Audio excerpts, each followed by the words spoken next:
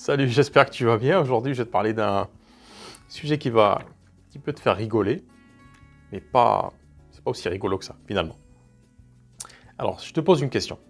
Si demain, tu reçois quelqu'un, un invité de marque, quelqu'un dont tu as du respect, de l'affection, peut-être quelqu'un, un ami, une amie que tu n'as pas vu depuis 10 ans, 20 ans, est-ce que tu l'emmènerais au fast-food? Je pense que la réponse est vite répondue, comme dirait l'autre. Pourquoi je te parle de ça? Parce que énormément de praticiens, de thérapeutes, quand ils viennent à développer leur activité, qu'est-ce qu'ils font? Ils sont en mode fast-food. C'est-à-dire qu'ils vont passer beaucoup de temps, peut-être beaucoup d'années, et en investissement personnel et financier pour acquérir leurs connaissances, pour avoir leur diplôme, leur certification. Donc ils vont mettre le paquet là-dessus. Et quand ils se lancent, eh ben, en termes de marketing, qu'est-ce qu'ils vont faire? Ils vont agir en mode consommateur de fast-food. C'est-à-dire qu'ils vont chercher la nourriture, entre guillemets, la plus rapide et ils vont passer aujourd'hui ils vont manger un truc, demain ils vont changer un burger, un tacos, une pizza, etc. Et ça, c'est un problème. C'est un gros problème. Je t'en parle juste après le jingle.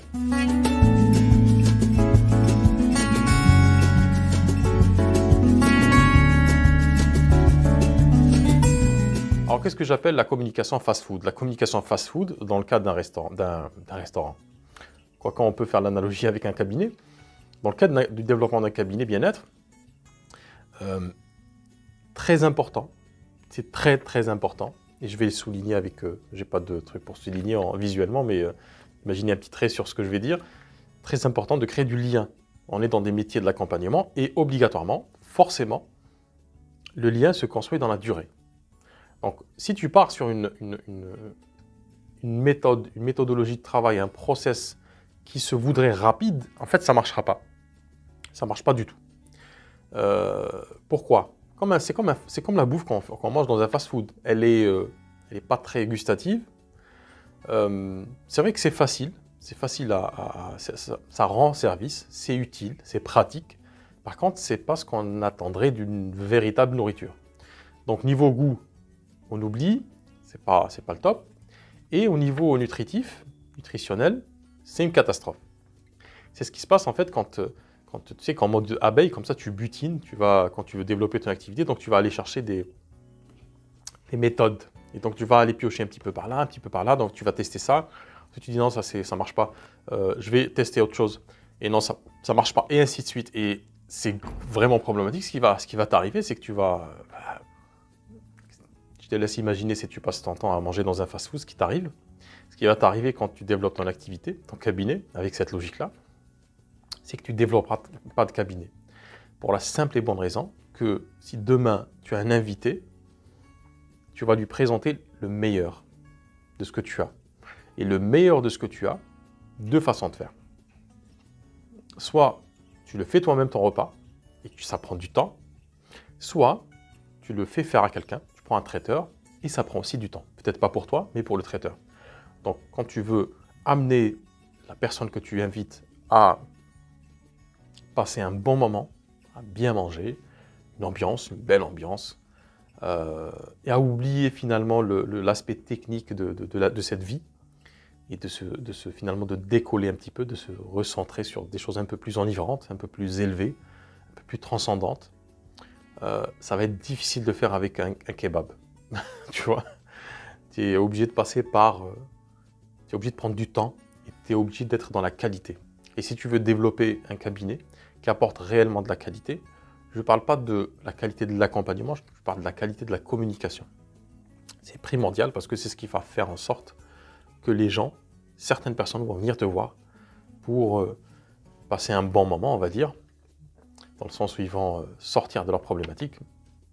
C'est des espaces de libération, les cabinets bien-être, de détente, de bien-être, parfois de bonheur, parfois de larmes, parfois de libération, parfois de changement de vie, et parfois de début de changement de vie. C'est des débuts de chemin.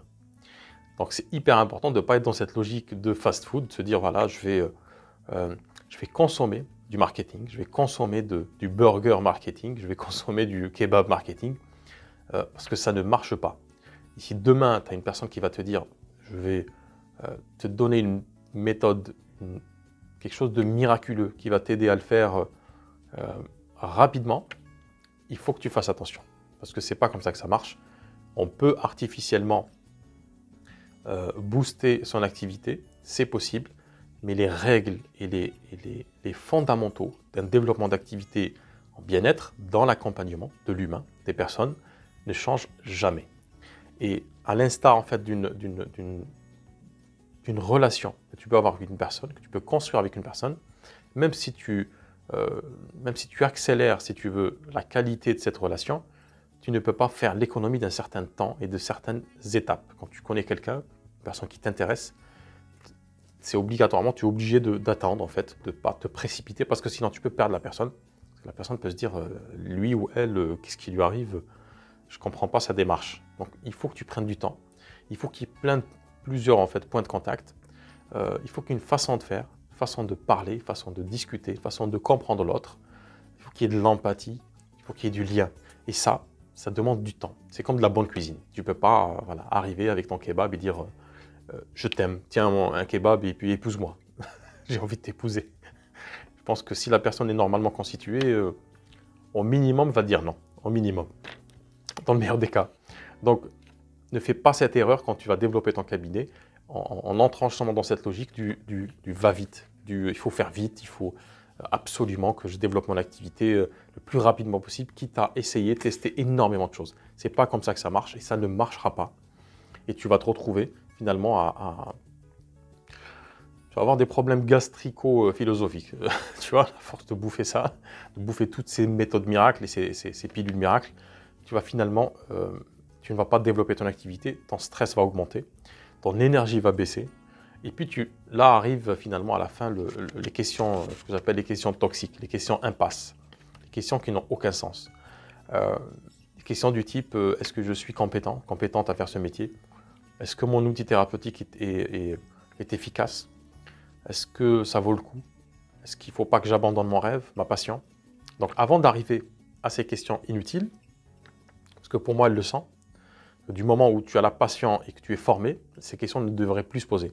Mais si tu commences à sentir voilà, que ces questions pointent le bout de leur nez, voilà, essaie de te poser un petit peu, quitte à prendre quelques jours et te dis ok, je mets tout à plat, j'arrête tout, j'arrête de bouffer de la et je vais me poser la question, comment j'aimerais moi-même, en tant que personne, pas en tant que thérapeute, en tant que personne, comment j'aimerais qu'on m'invite à manger?